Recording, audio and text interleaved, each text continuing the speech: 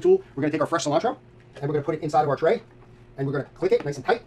We're going to add it right to the bottom of the basin of the Herb Saver Eco and we're going to fill the basin up with water. The plug on it is attached. Makes for easy handling. We're going to fill this up with water. It's going to keep our cilantro fresh and green for weeks. This is the Herb Saver Eco.